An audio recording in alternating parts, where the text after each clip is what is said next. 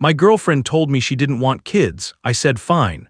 Then I found out why. The reason left me speechless. She told me she didn't want kids, not in a cold way, not defensively, just clearly. It was one of the first real conversations Cam and I had after we started dating. She sat on my couch, legs tucked under her, sipping wine. We were laughing about something that had nothing to do with the future, some dumb reality show, and then out of nowhere she said, "By the way, just so we're on the same page, I don't want children." No hesitation. Not right now. Not maybe someday. Just no, and I respected it. I'm 33. I've always wanted a family. I pictured the whole thing. Bedtime stories, scraped knees, chaotic mornings, a dog stealing waffles off someone's plate.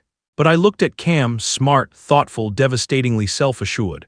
And I meant it when I said, "I'd rather be with you than chase something that might never come." She smiled, said, "That makes me feel safe." And I believed her. We had that kind of relationship that felt clean, not perfect, no one is, but stable. We texted each other good morning every day without it ever becoming a chore.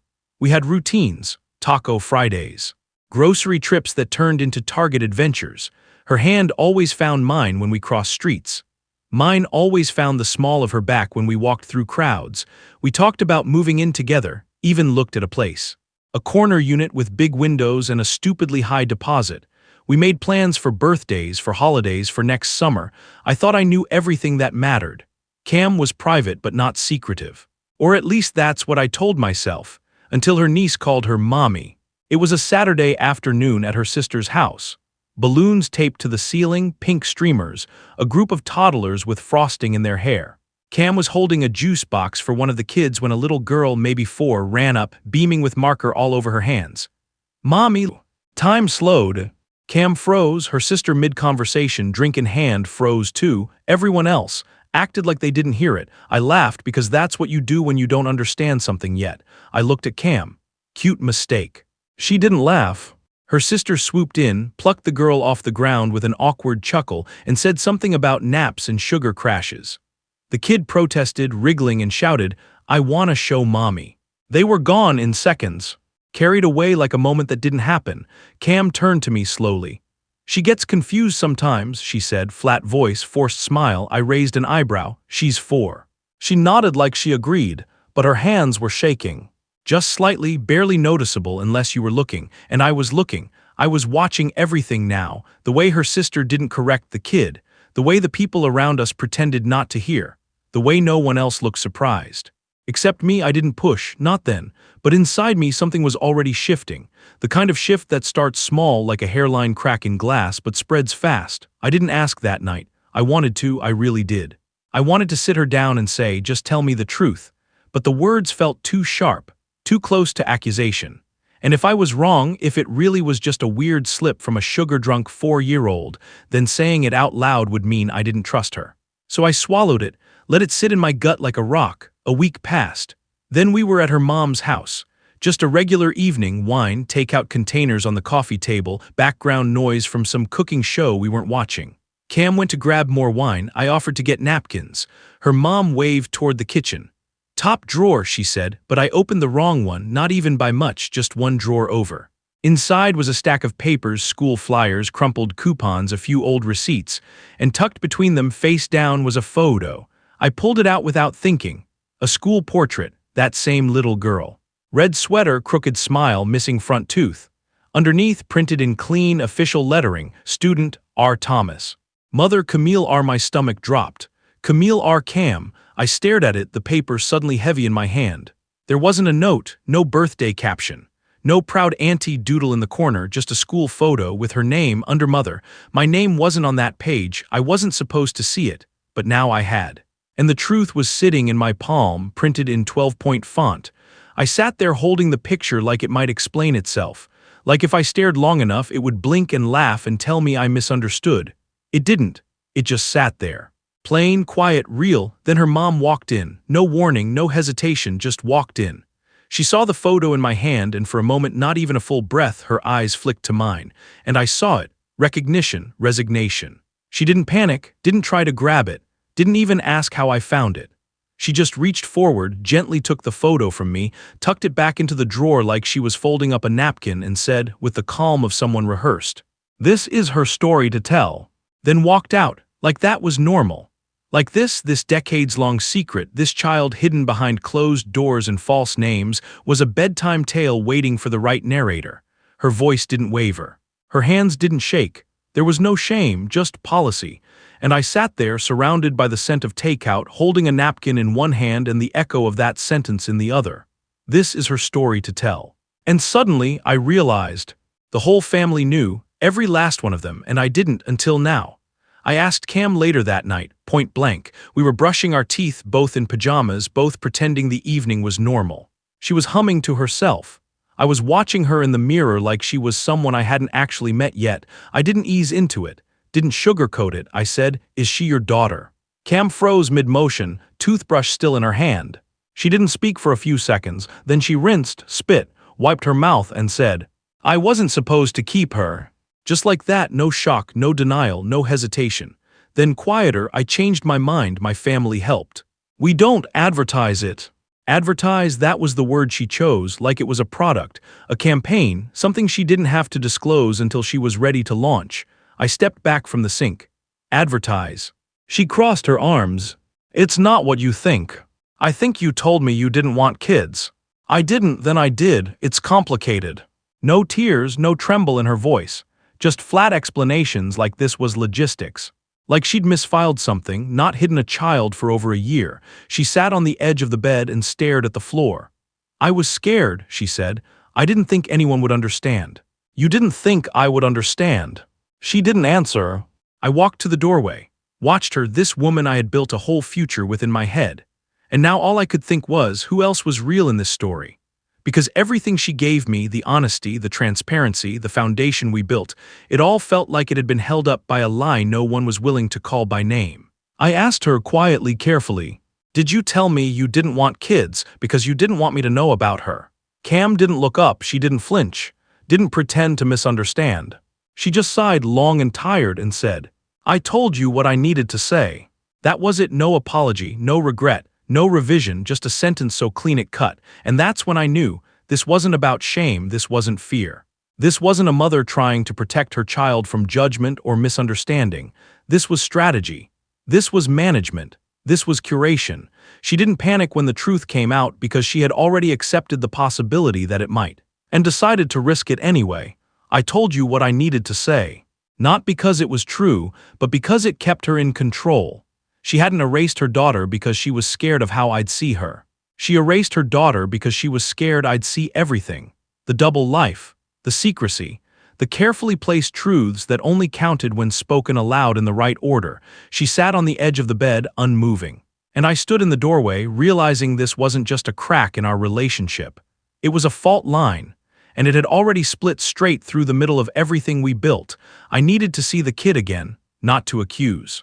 Not to unravel more secrets, I just needed to see her, to look in her eyes and figure out what part of this was real, if any of it had been. So I texted Cam's sister a few days later, said I had some time off. Offered to help with school pickup. She said sure, no hesitation, no weirdness, just that'd be great, she'd love that. I showed up outside the school at 2:50.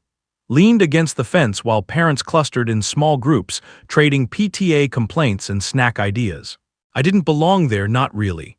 But when the bell rang and the kids came pouring out, it didn't matter. She saw me and lit up. Ran straight into my arms like we'd done this 100 times. "Hi again," she said, voice bright, eyes wide. I crouched down to her level, smiled. "Hey you." She held out a drawing, another swirl of marker hearts and rainbows. "This one's for you." My chest tightened. We started walking toward the car, hand in hand, and I asked, gently, so gently, "What do you call Camille?" She shrugged, swung her backpack a little. "Depends," she said, "depends." "Yeah, mommy when it's just us. Camille when it's a secret." She said it like it was normal, like it was just how things worked. Like she'd been taught not just to lie but when to lie. My throat closed. We got to the car, I buckled her in. Told her she did a good job at school. She beamed. But the truth was already sitting in the backseat, louder than anything else. That little girl wasn't confused, she was trained. And the weight of what Cam had done, what her family had co-signed, hit me harder than I was ready for. Because the lie didn't start with Cam hiding a daughter. It started with a child learning how to hide herself. I told Cam what I'd done. We were in the kitchen, she was washing dishes. I was standing behind her, feeling the quiet stretch too far. I saw her today, I said. She didn't turn around. Who? Your daughter. Now she turned, slowly. Jaw clenched, eyes already bracing for the argument. You had no right. I didn't yell, didn't move. I wasn't trying to expose anything, I just wanted to understand. She stepped away from the sink, dried her hands with a towel. She didn't seem to notice she was wringing too tight. You crossed a line, she said. You've broken something we were still figuring out. I blinked. I broke it. Cam, I said carefully, you didn't break it when you lied, when you erased a person from our life, when you turned motherhood into some sort of off-the-record role-play. Her eyes flicked up, furious, wounded, but she didn't respond. Not to that. She just dropped the towel on the counter, turned and walked down the hall. The door closed behind her, not loudly, not like a slammed ending, just closed, final, quiet, like a lock clicking into place.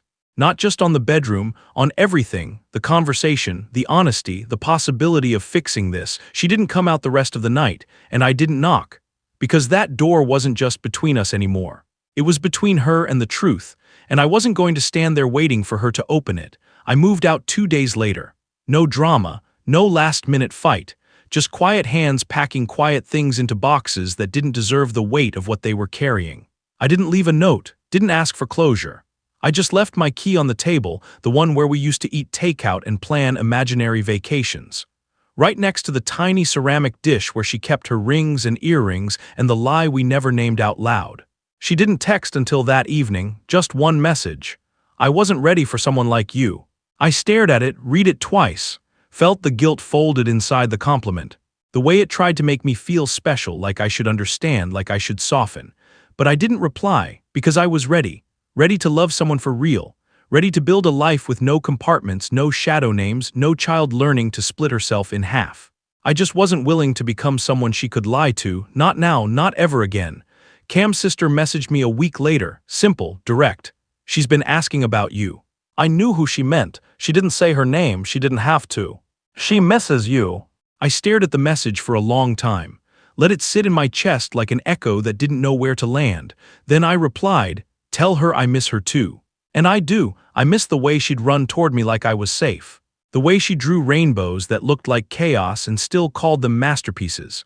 The way her eyes lit up when I showed up, like maybe I was something she didn't have to whisper, even if she wasn't mine. She was the only thing in that house that felt real. Everything else, the love, the story, the future I thought I was building, it all had conditions. But not her. She didn't know how to lie yet. She only knew how to survive the ones that had already been told. And that's what I carry now. Not the betrayal, not the ending, just a little girl with too much truth in her eyes for someone that small. I don't tell the full story. Not because I'm ashamed. Because I don't owe anyone the wreckage. When people ask what happened, why we broke up, why we didn't move in, why I stopped talking about Cam like she was the future, I just say, we wanted different things. And it's true, I wanted a family built on truth. She wanted control dressed as safety. I wanted something whole. She wanted something she could compartmentalize, and neither of us got what we thought we were choosing. They nod usually, say something like, that happens, or timing is everything. And I smile, because that's enough. Because sometimes protecting your peace means keeping the worst parts private. Because I already carried the truth long enough, I don't need to parade it. I don't need people to understand what it feels like to be the only one in the room who didn't know a child existed. I don't need sympathy. I need distance. And now I have it. Every so often I still see a little girl. With big eyes. And a secret name for love. I'll be walking past a schoolyard. Or standing in line behind a dad holding a backpack too small for his shoulders. And suddenly she's there. Not physically, but in the way I feel something twist, something warm and aching. I wonder if she still draws rainbows like explosions, if she still whispers mommy when no one's around. If someone finally told her that truth doesn't have to be hidden to be safe. And I hope, more than anything, that someone teaches her that being hidden is never the same as being protected. And that love, real love, is never something you have to whisper. Thank you so much for watching. Please do not forget to like, comment, share, and subscribe. One love.